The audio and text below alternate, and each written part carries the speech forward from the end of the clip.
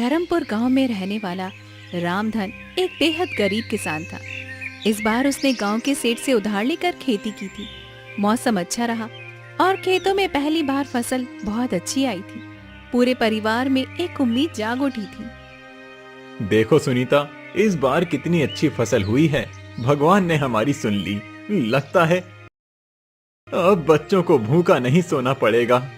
हाँ रामधन, इस बार मेहनत रंग लाई है। अब अगर फसल सही सलामत कट गई तो कुछ महीनों का चैन मिल जाएगा। पिताजी, क्या इस बार हम स्कूल जा पाएंगे?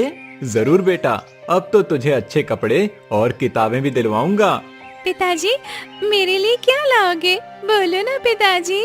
तेरे लिए गुड़िया और नई चूड़ियां लाऊंगा।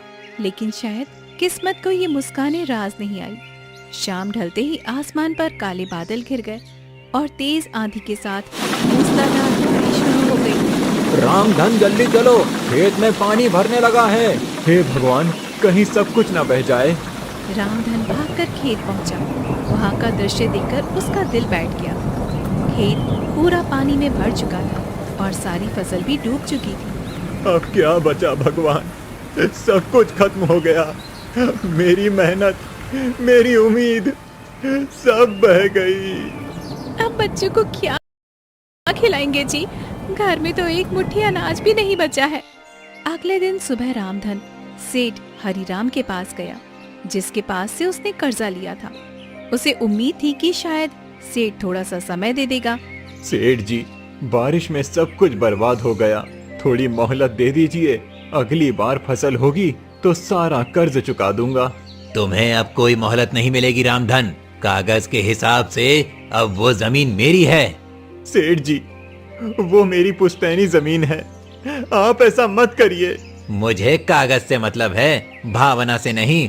अब वो जमीन मेरे नाम है और तुम लोग तुरंत उसे खाली कर दो। रामधन की जमीन भी चली गई और उसके पास अब कुछ भी नहीं बचा था। उसके पास अब ना तो खेत था, ना पैसा और न ही कोई आसरा। सुनीता, अब इस गांव में हमारे लिए कुछ नहीं बचा। चलो जंगल की ओर चलते हैं, शायद वहाँ कहीं से छुपाने की जगह मिल जाए। ठीक है रामधन, अब जैसी तुम्हारी मर्जी। और इसी के साथ एक गरीब किसान अपने टूटे सपनों को समेटे अपने परिवार को लेकर निकल पड़ा, अनजाने अंधेरे की ओर। सेठ ने उन्हें जमीन से भी निकाल दिया था और अब उनके पास न घर का ठिकाना था, न ही खाने के लिए कुछ था। रामधन का परिवार एक बार फिर सड़क पर था। बारिश अब रुक चुकी थी, लेकिन उनके जीवन की बरसात थमने का नाम ही नहीं ले रही थी। चलो सुनीता, अब पीछे मत देखो। जो हो गया उसे सोचने से कुछ नहीं होगा। अब घर नहीं बचा सुनीता, बस जिम्मेदारी बची है इन बच्चों की। इन्हें भूखा नहीं सोने दूंगा, चाहे मुझे कुछ भी करना पड़े। पिताजी, अब हम कहाँ जाएंगे? बेटा, अभी हम एक जगह चल रहे हैं। वहाँ शायद कोई बूढ़े बाबा रहते हैं, जंगल के किनारे पर। सुना है वो अच्छे इंसान हैं। मुझे बहुत भूख लगी है बाबू, मुझे खाना चाहिए। थोड़ा और चल ले बेटा, वहाँ पहुँचते ही कुछ इंतजाम कर लेंगे। रामधन का परिवार गांव से बाहर निकलकर जंगल की ओर बढ़ गया। उन्हें दूर से ही एक टूटी हुई कुटिया दिखाई दी। पास जाने पर देखा वहाँ पर एक बूढ़ा साधु अपनी धुनी रमाए बैठा था। बाबा प्रणाम, हम लोग बहुत मुसीबत में हैं। हमारे पास अब कुछ भी नहीं बचा। बेटा, तुम्हारे चेहरे पर ईमानदारी दिख रही है। तुम चाहो तो इस कुटिया में रह सकते हो। कुछ ज्यादा नहीं है, लेकिन सिर छुपाने की जगह मिल जाएगी। आपका धन्यवाद बाबा, भगवान आपको सुख दे। अब वही टूटी कुटिया उनका नया ठिकाना बन गई थी। अगले दिन सुबह रामधन जंगल में लकड़ी काटने निकला, ताकि बाजार में उसे बेचकर कुछ पैसे मिल जाए। सुनीता, मैं जंगल जा रहा हूँ, लकड़ियाँ काट कर लाऊंगा। फिर उसे बेचकर कुछ सब्जी लाएंगे बच्चों के लिए। जल्दी लौट आना, खाना भी बनाना है और बच्चों को भी कुछ खिलाना है जी। रामधन दिन भर जंगल में पसीना बहाकर लकड़ियां काटता रहा और शाम होते ही उन्हें लेकर बाजार की ओर गया। वहां उसे बहुत कम पैसे मिले, पर उसने कुछ आलू, प्याज और थोड़ा सा आटा खरीद लिया। ये लो सुनीता, कुछ खाने का सामान लाया हूँ। कुछ खास तो नहीं है, लेकिन बच्चों का पेट तो भर जाएगा। तुमने इतना सब किया रामधन, अब तुम हाथ मुंह धोकर बैठो तो मैं तुम्हारे लिए भी रोटियां सेक देती हूँ। माँ, क्या आज गुड़ नहीं आया? आज नहीं बिटिया, लेकिन हम कल जरूर से गुड़ लेकर आ जाएंगे। रात को सभी ने सूखी रोटियों के साथ उबली सब्जी खाई और पहली बार किसी को भी कोई शिकायत नहीं थी। सबकी आंखों में थकान थी, लेकिन उस थकान में भी एक उम्मीद छिपी थी। अब हर दिन ऐसा ही होगा। मैं मेहनत करूंगा और हम सब मिलकर आगे बढ़ेंगे। हमारे पास कुछ भी नहीं है, लेकिन हम एक साथ हैं, यही सबसे बड़ी बात है। कठिनाइयों का पहाड़ उनके सामने खड़ा था, लेकिन रामधन ने हार नहीं मानी। उसका सफर अभी लंबा था, लेकिन उसका इरादा सटीक था। रामधन अब रोज जंगल जाकर लकड़ियां काटता और शाम तक उसे बाजार में बेचकर जो भी मिलता उससे राशन लाता। बच्चों की आंखों में अभी भूख दिखती थी, लेकिन वो अब शिकायत नहीं करते थे। परिवार के लिए संघर्ष अब उनकी आदत बन गई थी। सुनिए जी, जल्दी लौट आइएगा, कल बहुत देर हो गई थी और बिटिया आपके बिना ही सो गई थी। हाँ सुनीता, जल्दी लौटूंगा। आज थोड़ी ज्यादा लकड़ियां लाऊंगा ताकि कुछ पैसे ज्यादा मिल जाएं। पिताजी, आज क्या गुड़ भी लाएंगे? जरूर बेटा, इस बार तेरे लिए गुड़ भी और माँ के लिए एक साड़ी का सपना भी लेकर आऊंगा। और मेरे लिए चूड़ियाँ। तुम्हारे लिए सबसे सुंदर चूड़ियां बिटिया, बस भगवान थोड़ा साथ दे। रामधन मुस्कुराते हुए जंगल की ओर निकल पड़ा, लेकिन आज वो हर रोज से थोड़ा आगे निकल गया। वो सोच रहा था कि जितना ज्यादा लकड़ी मिलेगा उतना ज्यादा ही अच्छा होगा। आज ज्यादा लकड़ी चाहिए, ज्यादा लकड़ी मतलब ज्यादा पैसा मतलब सबके चेहरे पर खुशी। पेड़ों की गहराइयों में वो इतना आगे निकल गया कि उसे पता ही नहीं चला कि वो कहाँ पहुँच गया है। दूर तक सिर्फ जंगल ही जंगल था। वहाँ पर कोई रास्ता दिखाई नहीं दे रहा था, न ही कोई आवाज थी। अरे, ये कौन सी जगह है? ये रास्ता तो रोज वाला नहीं लगता है कहीं गलत दिशा में आ गया। वो इधर उधर देखने लगा, लेकिन उसे कोई दिशा समझ नहीं आ रही थी। आसमान में बादल घिरने लगे थे और हल्की सी बारिश भी शुरू हो गई थी। हे भगवान, अब क्या करूं?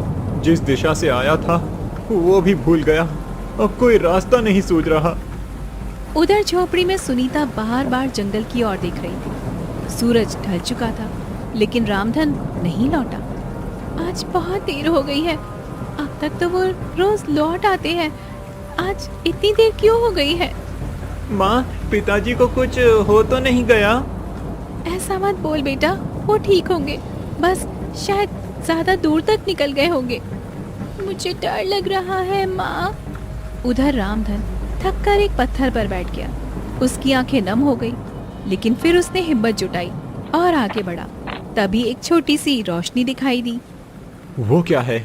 वहाँ कोई घर जैसा दिख रहा है या फिर कोई आग जला रहा है। चलो देखता हूँ। वो उस रोशनी की ओर बढ़ा और उसे एक अजीब सी गुफा दिखाई दी, जिसमें से पीली सी चमक आ रही थी। वो थोड़ा घबराया, लेकिन फिर अंदर गया। ये कैसी जगह है? सब कुछ सुनसान है, लेकिन यहाँ रोशनी कैसी? गुफा के अंदर वो जैसे ही आगे बढ़ा, उसे सामने एक अलग ही दुनिया दिखाई दी। वो एक गांव जैसा था, लेकिन वहाँ कोई इंसान नहीं था। पूरा गांव सोने के जैसा चमक रहा था। ये तो कोई सपना लग रहा है, मगर मैं तो जाग रहा हूँ। फिर ये क्या है? अचानक दो सिपाही आए और रामधन से बोले, तुम कौन हो और यहाँ कैसे आए? मेरा नाम रामधन है। मैं गरीब किसान हूँ, रास्ता भटक गया हूँ। राजा के पास चलो, वो तुमसे मिलना चाहते हैं। रामधन डरते हुए उनके साथ महल की ओर चल पड़ा। उसे समझ नहीं आ रहा था कि अब उसके साथ क्या होने वाला है। रामधन डर और हैरानी के बीच आगे बढ़ रहा था। सोने जैसे इस गांव में कोई आदमी दिखाई नहीं दे रहा था, लेकिन ये जगह किसी सपने जैसी लग रही थी। मैं कहीं सपना तो नहीं देख रहा हूँ। सब कुछ इतना चमकदार कैसे है? और ये लोग कौन हैं? सिपाही उसे महल के मुख्य दरवाजे तक ले गए। वहाँ अंदर से एक तेज और गंभीर आवाज आई। उसे भीतर ले आओ। रामधन अंदर गया तो सामने एक ऊंचे आसन पर एक वृद्ध राजा बैठे थे, जिनके चेहरे पर तेज और आंखों में करुणा थी। बताओ कौन हो तुम और यहाँ कैसे आए? महाराज, मेरा नाम रामधन है। मैं एक गरीब किसान हूँ। बारिश में मेरी सारी फसल बह गई। सेठ ने मेरी जमीन छीन ली और अब मैं जंगल से लकड़ी काटकर अपने बच्चों का पेट पालता हूँ। आज रास्ता भटक गया तो ये गुफा दिखी। तुम्हारी बातों में सच्चाई दिखती है रामधन। तुम्हारा संघर्ष तुम्हारी आंखों में साफ दिखाई देता है। महाराज, हम तो बस 2 रोटी के लिए मेहनत करते हैं। हम गरीबों का तो कोई सहारा नहीं होता। तुम जैसे लोग ही असली राजा होते हैं रामधन, जो बिना शिकायत के परिवार को बचाने के लिए लड़ते हैं। राजा ने पास खड़े सिपाही को इशारा किया और एक छोटी सी तिजोरी मंगवाई। रामधन, ये लो कुछ सोने के सिक्के। इन्हें अपने पास रख लो और अपने घर जाओ। अपने बच्चों के लिए कुछ खाना और कपड़े लाओ और एक नई शुरुआत करो। महाराज, मैं ये नहीं ले सकता। हम गरीब हैं लेकिन मेहनती हैं। ये मेहनत का ही इनाम है। अगर ये तुम जैसे ईमानदार आदमी को नहीं दूंगा तो किसे दूंगा? रामधन की आंखों में आंसू आ गए। वो झुककर राजा के चरणों में गया। आपने तो जैसे मेरी जिंदगी बदल दी महाराज। अब मैं अपने बच्चों को भूखा नहीं रखूंगा। जाओ रामधन, लेकिन याद रखना, ये गांव सिर्फ उन्हीं को दिखाई देता है जो सच्चे दिल से मेहनत करता है और अपने स्वार्थ से ऊपर होते हैं। अगली सुबह रामधन इन सिक्कों को लेकर बाजार में गया। वहाँ से उसने खूब सारा राशन लिया, बच्चों के लिए नए कपड़े खरीदे और सुनीता के लिए एक रंगीन साड़ी खरीदी। आज दिल से सुकून मिला सुनीता। बच्चों के चेहरे पर जो मुस्कान देखी है वो सब कुछ भूल जाने जैसी है। अब लगता है जैसे हमारा भाग्य सच में बदल गया है, लेकिन इन सिक्कों से कर्ज चुकाना भी जरूरी है जी। रामधन उसी दिन सीधा सेठ हरिराम के घर पर गया। उसके हाथ में सिक्कों से भरी थैली थी। सेठ जी, ये लीजिए आपका कर्जा। पूरा चुका रहा हूँ। एक एक सिक्का मेहनत से आया है। रामधन, ये सब कैसे हुआ? अचानक तू इतना अमीर कैसे हो गया? कहीं चोरी तो नहीं की? सेठ जी, मैं गरीब हूँ लेकिन चोर नहीं। मेहनत की है और भगवान की दया से ये मिला है। तू ये सब कहानी मुझे मत सुना। अब अगर तुझे कर्ज चुकाना ही था तो पहले क्यों नहीं चुकाया? अब चुका दिया सेठ जी, और अब आप मेरी जमीन के कागज भी लौटा दीजिए। सेठ को शक था, लेकिन सामने सोने के सिक्के दिखकर वो चुप हो गया। जमीन के कागज लौटाए और रामधन वहाँ से निकल गया। पिताजी, अब क्या हम फिर से उसी खेत में काम करेंगे? हाँ बेटा, अब वो खेत फिर से हमारा है। अब हम उसमें मेहनत करेंगे, लेकिन एक और सपना भी है। सपना कैसा? मैं बस सिर्फ खेती नहीं करूंगा, लकड़ी बेचने का छोटा कारोबार भी शुरू करूंगा। जंगल से लकड़ी लाऊंगा और गांव में बेचूंगा। रामधन ने 2 दिन में लकड़ी बेचने का एक ठेला बनवाया और अब हर सुबह जंगल जाता और शाम को बाजार में बेचकर लकड़ियों को घर पे लौटता। धीरे धीरे उसके पास पैसा भी बढ़ने लगा और गांव वाले भी अब उसे सम्मान की नजर से देखने लगे। देखो, रामधन अब अमीर हो गया। लगता है भगवान की कुछ खास कृपा हुई है इस पर। लेकिन सेठ हरिराम को चैन नहीं पड़ा। वो रोज सोचता कि आखिर रामधन के पास अचानक इतना धन कहाँ से आ गया है। उसने ठान लिया था कि अब वो इस रहस्य का पता लगाकर ही रहेगा। रामधन, अब मैं चुपचाप नहीं रहूंगा। मुझे भी देखना है ये पैसा आया कहाँ से। जरूर कोई राज है। एक दिन रामधन फिर से लकड़ी लेने जंगल गया और उसी रास्ते पर चला गया जिससे गुफा की ओर जाया जाता था। लेकिन पीछे पीछे सेठ भी छिपकर उसके पीछे आने लगा। आज फिर उसी रास्ते से जाऊंगा। राजा जी को धन्यवाद तो देना ही है। तो यही है रास्ता। तू यहीं से गया था, अब तो मैं भी तेरे पीछे पीछे चलूंगा। देखता हूँ क्या खेल है। कुछ ही दूर पर वो गुफा होगी। अब गुफा कहाँ है? दिखाई क्यों नहीं दे रही? लगता है किसी रहस्य में छुपा है सब। वो रही मेरी गुफा, वही जगह जहां मेरी तकदीर पलटी। तो तू यहीं आया था, अब मैं भी आऊंगा और जितना सोना मिलेगा सब मेरा होगा। हे भगवान, बस एक बार फिर उस राजा से मिलना हो जाए। अब तेरा भगवान नहीं, मेरा दिमाग चलेगा। मैं चुपचाप देखूंगा तू क्या करता है। राजा जी, क्या आप सुन रहे हैं? मैं फिर से आया हूँ। किससे बात कर रहा है ये? कोई है क्या भीतर? कौन हो तुम? मैं रामधन हूँ, राजा जी से मिलना है। ये आवाज कहाँ से आई? अंदर कोई सच में है? अंदर आओ, राजा जी तुम्हारी ही राह देख रहे हैं। हैं? ये लोग तो इसे जानते हैं पहले से। ये जरूर कोई बड़ा राज है। मैं बहुत आभारी हूँ राजा जी का, उन्होंने मेरे जीवन को रोशनी दी। अब बहुत देख लिया, अब मेरी बारी है। सेठ धीरे से गुफा की ओर बढ़ा। जैसे ही वो अंदर जाने लगा, एक तेज चमक प्रकट हुई और चारों ओर अंधेरा छा गया। रुको, कौन हो तुम? मैं सेठ हरिराम हूँ, मुझे भी राजा से मिलना है। तुम्हारे अंदर लालच की गंध है, राजा ऐसे लोगों से नहीं मिलते। मैं जानता हूँ रामधन को ये सब कैसे मिला। उसे उसकी ईमानदारी ने दिया और तुम्हें तुम्हारा लालच यहाँ से दूर ले जाएगा। नहीं, मैं भी वही चाहता हूँ जो उसे मिला। तुमने गरीबों की जमीन छीनी और अब उसे भी छीनना चाहते हो। ये जगह तुम्हारे लिए नहीं है। राजा के आदेश पर तुम्हें बंदी बनाया जाता है। नहीं, ये अन्याय है। मैं कुछ नहीं कर रहा था। तुम्हारी सजा तुम्हारे कर्मों से तय हुई है। सेठ को सैनिक पकड़कर अंधेरे में ले गए और गुफा फिर से शांत हो गई। राजा जी, आपने इंसाफ किया। वो आदमी दूसरों की तकदीर चुराता था और तुम दूसरों के लिए मेहनत करते हो। जाओ रामधन, अब तुम अपने जीवन में हमेशा सुरक्षित रहोगे। धन्यवाद राजा जी, मैं कभी आपके विश्वास को नहीं तोड़ूंगा। रामधन गुफा से बाहर निकला और अब उसके चेहरे पर संतोष था, लेकिन साथ ही मन में एक सवाल भी था।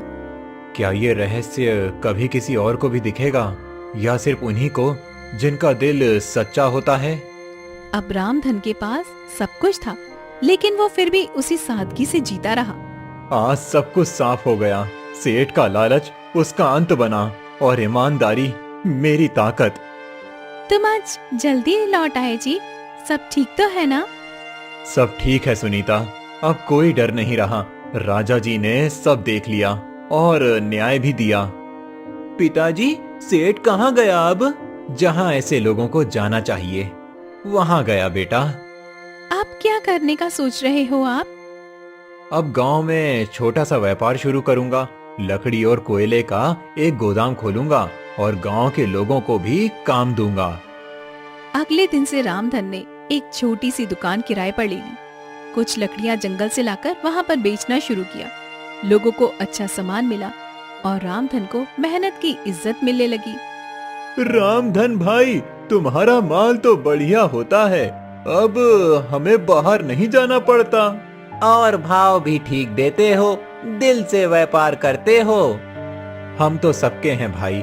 जब हम भूखे थे तब भी गांव हमारे साथ था। अब हम थोड़ा कुछ कर सकें तो वही सबसे बड़ी बात है। गांव में अब लोग रामधन को सम्मान से देखने लगे। जो कभी सबसे नीचे था, अब सबसे ऊपर बैठा करता था, लेकिन फिर भी जमीन से जुड़ा हुआ था। तुमने सब कुछ सच में संभाल लिया रामधन, मैं बहुत खुश हूँ तुम्हारे लिए। नहीं सुनीता, भगवान ने हम पर भरोसा किया और हमने उस भरोसे को निभा दिया। कोई है बाहर, देखूं? इस वक्त कौन हो सकता है जी? कौन है भाई? रामधन जी, आप ही हैं? हाँ, कहिए। मैं राजा जी का दूत हूँ। उन्होंने आपको एक संदेश भेजा है। राजा जी का संदेश मेरे लिए? हाँ, उन्होंने आपको बुलाया है। उन्हें आपसे कुछ खास बात करनी है। किस लिए बुलाया है? क्या बात हुई है? सब ठीक तो है ना? मुझे बस इतना कहा गया है कि रामधन को तुरंत लेकर आना है। ठीक है, मैं सुबह चलता हूँ। नहीं, आप अभी चलिए, मैं साथ हूँ, रास्ता सुरक्षित है। ठीक है, बच्चों का ध्यान रखना सुनीता। पिताजी, जल्दी लौट आना। रामधन बिना सवाल किए दूत के साथ निकल पड़ा। रात के अंधेरे में उसकी चाल धीमी थी, लेकिन मन में विश्वास था। राजा जी इंतजार कर रहे हैं, अंदर आइए। राजा जी ने रात में बुलाया है, जरूर कोई जरूरी बात होगी। आओ रामधन, बैठो। प्रणाम महाराज, आपने मुझे याद किया? रामधन, हम कई दिनों से देख रहे हैं, तुमने जिस तरह से जिंदगी को फिर से खड़ा किया है वो बहुत प्रेरणादायक है। महाराज, आपने जिस दिन मदद की उसी दिन मेरी किस्मत बदली। हमारे पास अब ज्यादा उम्र नहीं बची और कोई वारिस भी नहीं है। हम चाहते हैं कि तुम हमारे उत्तराधिकारी बनो। मैं राजगद्दी पर बैठूं? ये कैसे संभव है? हमने तुम्हारे व्यवहार, ईमानदारी और परिश्रम को परखा है और यही गुण एक सच्चे राजा में होने चाहिए। मुझे सोचने का समय दीजिए महाराज। तुम्हें कल सुबह तक का समय देते हैं, फैसला सोच समझ कर लेना। रामधन महल से बाहर निकला। उसके मन में सवालों की बाढ़ थी, लेकिन साथ ही एक नई उम्मीद भी थी। रामधन, क्या फैसला किया तुमने? महाराज, मैं रात भर सोचता रहा। ये गद्दी एक जिम्मेदारी है, मैंने कभी इसका सपनों में भी नहीं सोचा था। लेकिन अगर आप मुझे योग्य मानते हैं तो मैं ये जिम्मेदारी स्वीकार करता हूँ। तुम्हारा ये उत्तर ही साबित करता है कि तुम इसके लायक हो। मैं वादा करता हूँ कि मैं हमेशा गरीबों के साथ खड़ा रहूंगा, किसी के साथ अन्याय नहीं होने दूंगा। महाराज रामधन को राजसी वस्त्र पहनाए जाएं। रामधन को नया वस्त्र पहनाया गया, उसके माथे पर राज तिलक किया गया और उसे सिंहासन पर बैठाया गया। रामधन, क्या ये सच में सपना है? नहीं सुनीता, ये भगवान की मर्जी है। अब हम भूखे नहीं सोएंगे, बल्कि दूसरों की भूख मिटाने की जिम्मेदारी लेंगे। अब मैं राजा का बेटा हूँ। नहीं बेटा, तुम जनता के सेवक के बेटे हो। हम राजा नहीं, सेवक बनकर जिएंगे। धर्मपुर गांव के उसी गरीब किसान ने, जो बारिश में सब कुछ खो चुका था, आज अपने संघर्ष से राजमहल तक का सफर तय किया था। उसने जिस राजा ने लकड़ी काट कर बच्चों को पाला, वही सही मायनों में जनता का राजा होता है। रामधन ने न तो अमीरी को घमंड बनने दिया, न गरीबी को शर्म। उसने हर परिस्थिति को स्वीकार किया और मेहनत से अपनी तकदीर लिख दी। देख सकते हैं कैसे है आप लोग।